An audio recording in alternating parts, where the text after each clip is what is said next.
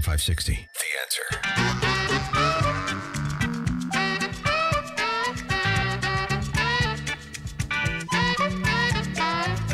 Peter, you broke a lot of this years ago about the Biden family influence peddling, and you've got new information this morning, breaking news on a cell phone that Joe Biden was using. Tell us about that. Yeah, I mean, it's interesting. What is the line of communications between Hunter Biden and his business partners and Joe Biden when he's vice president of the United States? It's not the government phone. It's not Joe Biden's personal phone. We know from the laptop that Hunter Biden's business paid for a private phone line that Joe Biden used while he was vice president. It was from AT&T. It was $300 a month. It was a global phone where you could access somebody anywhere around the world. We shared that from phone like number Ukraine, the laptop, Jack Smith. They all sat on it. They sat on it. You want to talk about getting away with a crime? Tens of millions of dollars. Not only didn't he pay taxes, didn't even file them. And we gave him a pardon, the crack-smoking degenerate scumbag. Ralph and Rantul.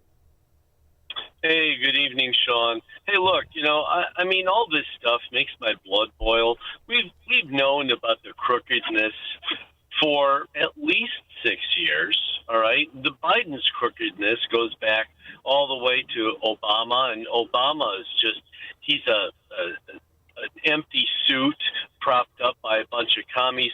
So here's my question. Yeah, it makes us mad. We hate hearing this stuff. But, when I hear them grilling Jack Smith, he's probably not going to lie under oath. You notice that he's really disciplined. He's a prick, but he's not a weak weenie, okay? Yeah. So he stays silent. I want to, when are we actually going to see indictments, convictions, and prisons? All right. So all I'm hearing now is grandstanding, especially the shirt sleeve folding paper tiger, Jim Jordan, who always sounds like such a big guy. Nothing. He's an origami. So it's an interesting circumstance, because what you have is the real evidence that the system itself is set up to insulate from prosecution. It's set up to insulate from getting caught. Even when you get caught, to your point, what are you going to do about it? The reason that I do this, and the reason I never forget and drag it out and want to absolutely unequivocally prove Democrat areas steal elections, is for your kids and my kids and our grandkids that we don't have yet and we're going to meet yet. That's why. Because what people have to understand is there's a silver lining in all of this corruption. And that silver lining is that the thieves and the political pirates identify themselves. They call themselves Democrats. And there is no such thing as a good one anymore. They have hid behind the legacy of JFK, and it doesn't exist anymore. And what you have to understand, in these areas, you can exist if you're part of the mafia. And you and I know this all too well. And the evidence of what it's like like the Soviet Union. It's better to work in the government than to work outside of it and fund it. These are areas that need to be avoided by decent people, or at least decent people trapped in it. They make certain their kids are not. That's how you view it. That's how I view it.